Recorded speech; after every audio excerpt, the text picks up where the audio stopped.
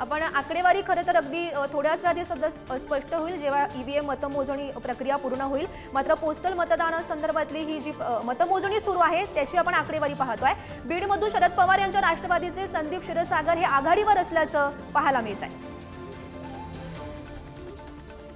Sir आपण पाहू शकतो मुंबईमध्ये महायुती 12 तर महाविकास आघाडी आपल्या 5 जागांवर सध्या पाहायला मिळते। आष्टीमधून सुरेश धस आता आघाडीवर आहेत। आष्टीमधून राष्ट्रवादी काँग्रेसचे सुरेश धस आघाडीवर।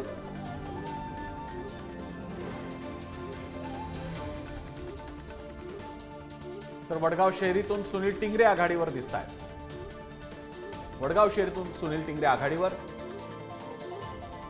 आष्टीमध्ये महायुतीचे सुरेश धस हे आघाडीवर होते। वडगाव शहरीतून सुनील टिंगरे हे सध्या आपल्याला आघाडीवर पाहायला मिळत आहेत। वडगाव शहरी मतदारसंघातून ही महत्त्वाची अपडेट, सुनील टिंगरे यांनी आघाडी घेतलेली आहे।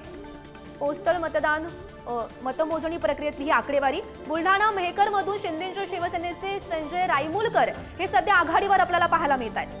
एक जर का आपण तुलना पाहिली तर शिवसेना आणि राष्ट्रवादी महायुतीतली आणि शिवसेना राष्ट्रवादी महाविकास आघाडीतली तर या दोन्ही पक्षांची आकडेवारी तुलनेनं कमी आहे। म्हणजे युतीतल्या दोन्ही शिवसेना राष्ट्रवादीची तुलना करता त्यांच्या जागा कागल मतदारसंघातली महत्त्वाची अपडेट, पहिल्या फेरीत समरजित घाटगे हे आघाडीवर आपल्याला पाहायला मिळत आहेत, तर हसन मुश्रीफ हे सध्या पिछाडीवर आपल्याला पाहायला मिळत आहेत। कागल मतदारसंघातून ही महत्त्वाची अतिशय चुरशीचा असा सामना या ठिकाणी झालेला होता। पहिल्या फेरीमध्ये समरजित घाटगे हे आपल्याला आघाडीवर पाहायला मिळत आहेत, तर हसन मुश्रीफ यांची पिछाडी ही कायम आहे। हसन मुश्रीफ राष्ट्रवादी फुटल्यानंतर अजित पवारांसोबत गेले होते। समरजित हे भाजपमधून राष्ट्रवादीत आले आणि सध्या ते आघाडीवर दिसत आहेत। शरद पवारांनी ज्यांच्याबद्दल ठरवून त्यांनी अगदी स्पष्टपणे प्रचार केला, गद्दारीचं आठवण करून दिली लोकांना, त्याच्यापैकी एक मतदारसंघ म्हणजे हा कागलचा, जिथे मुश्रीफ पिछाडीवर आता सध्या बघायला मिळतात। आपण पाहू शकतो पहिल्या फेरीमध्ये समरजित घाटगे हे सध्या आपल्याला आघाडीवर पाहतात। अमरावती मेळघाट मधून प्रहारचे राजकुमार पटेल हे सध्या आघाडीवर आहे, तर मोर्शी मधून भाजपचे उमेश हे सध्या आघाडीवर असल्याचं पाहायला मिळत आहे। राजकुमार पटेल हे सध्या आघाडीवर आहेत। महत्त्वाची अपडेट आपण पाहू शकतोय, तर उमेश यावलकर मोर्शी मधून भाजपचे उमेदवार हे आघाडीवर असल्याचं पाहायला मिळत आहे। महायुती 116, महाविकास आघाडी 95 अशी ही हा पहिला कौल आहे जनतेचा। तर पहिल्या फेरीमध्ये आपण कागल मतदारसंघातून पाहू शकतो समरजित घाटगे हे सध्या आघाडीवर आहेत, तर हसन मुश्रीफ हे पिछाडीवर असल्याचं पाहायला मिळत आहे। बुलढाण्यातून शिंदेच्या शिवसेनेचे संजय गायकवाड 309 मतांनी आघाडीवर आहेत। बुलढाण्यातली बातमी, शिंदेच्या शिवसेनेचे संजय गायकवाड 309 मतांनी आघाडीवर। संजय गायकवाड यांची ही आघाडी आपल्याला कायम दिसते। 309 मतांनी ते आघाडीवर असल्याचं पाहायला मिळत आहे। बुलढाणा मतदारसंघातून ही महत्त्वाची अपडेट, शिंदेच्या शिवसेनेचे संजय गायकवाड हे 309 मतांनी आघाडीवर असल्याचं पाहायला मिळत आहे। यावेळी जोरदार लढत असणार आहे, कमी अतिशय फरक असणार आहे। बारामतीतून अजित पवार आता आघाडी त्यांनी घेतलेली आहे। मगाशी युगेंद्र पवारांची आघाडी होती, आता बारामतीतून अजित पवार आघाडीवर। तर महत्त्वाची अपडेट, बारामतीमध्ये हाय व्होल्टेज असा हा सामना झाला ज्यामध्ये अजित पवार आपल्याला आघाडीवर पाहायला मिळत आहेत। आणि आता बघूयात हेलिकॉप्टर ब्रेकिंग, पुढारी न्यूजचा हेलिकॉप्टर कोणती ब्रेकिंग घेऊन आले पाहूयात ग्राफिक्सद्वारे। बारामतीतून अजित पवार आघाडीवर आहेत। सुरुवातीला युगेंद्र पवार वाटले होते, आता अजित पवार बारामतीतून आघाडीवर आहेत। काकापुतण्या असा सामना खरं तर बारामती मतदारसंघात होता, ज्यामध्ये युगेंद्र पवार आधी आघाडीवर होते, मात्र आताची आकडेवारी ज्यानुसार अजित पवार हे आघाडीवर आपण पाहू शकतोय। बारामतीतून अजित पवार आघाडीवर आहेत, अर्थात अजून आपल्याला पुरेसा वेळ द्यावा लागेल। प्रत्येक वेळी कल बदलतोय। माढ्यातून अभिजित पाटील आता आघाडीवर आहे। माढ्या मतदारसंघातून महत्त्वाची अपडेट, अभिजित पाटील हे आघाडीवर असल्याचं आपण पाहू शकतोय।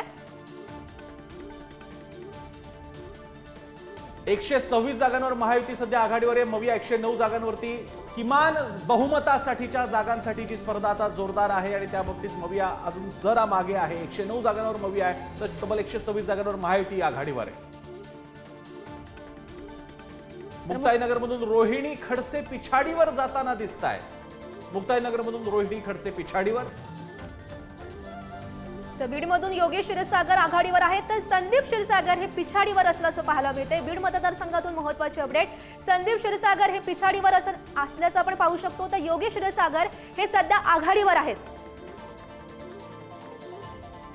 तासगावमधून रोहित पाटील आघाडीवर आहेत। आर पाटलांचे चिरंजीव तासगावमधून रोहित पाटील आघाडीवर दिसत आहेत राष्ट्रवादी काँग्रेस शरदचंद्र पवार पक्षाकडून।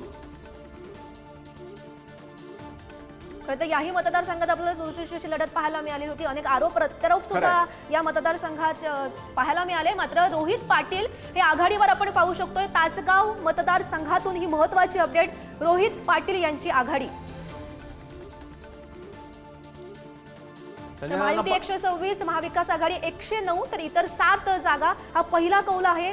पोस्टल मतदानाची ही आकडेवारी आपण पाहू शकतोय. 288 पैकी 246 जागांचे कल समोर आलेले आहेत. आता फक्त आणखी तर पहिला फेरी अखेर दीपक केसरकर सावंतवाडी मतदारसंघातून आपण आघाडीवर पाहू शकतोय.